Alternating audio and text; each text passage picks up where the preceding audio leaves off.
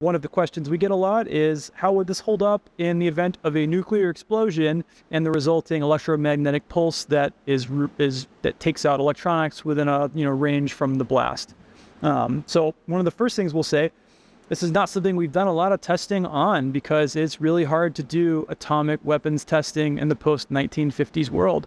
It's also really bad for the environment. So it's really hard to test for these scenarios. But the good news is there are some publications out there that we can reference. And so I'll say I've become a little bit of a researcher on EMPs since we launched the smart gun. And there's actually a pretty good document that the state of Washington put out some time ago. We'll link it below if you want to take a look. Talks a little bit about EMPs and the public.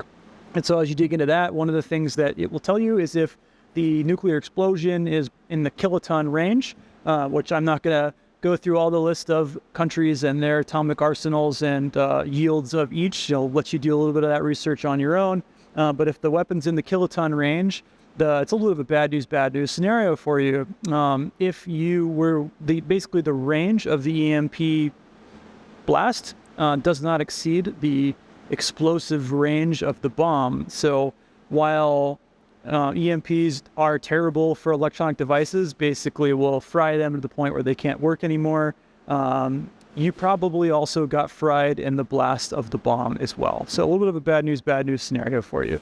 On the good news side, even a minimal amount of metal shielding actually does go a long way to protecting electronics. And so while the BioFire Smart Gun is covered in polymers, there is a metal frame inside which houses a good number of the electronics. So I won't say it's EMP proof, but there is some level of shielding that's in there that helps. So I'll also say the gun's primarily designed for home defense. We put a lot of research into the different scenarios that you might run into in a home defense scenario, and tactical nuclear explosions did not come up in that research. So I'll say if you're in a situation where you're seriously worried about somebody coming after your belongings or your family using nuclear weapons, you have made some bad choices in your life. We wish you the best, but I'm not sure there's too much we can do for you in a typical home defense scenario. So a little bit of an overview of EMPs and how they might interfere with the smart gun, and obviously do your own research and take a look at what's out there. But we love the question, and any other questions that you have for us, please send them our way.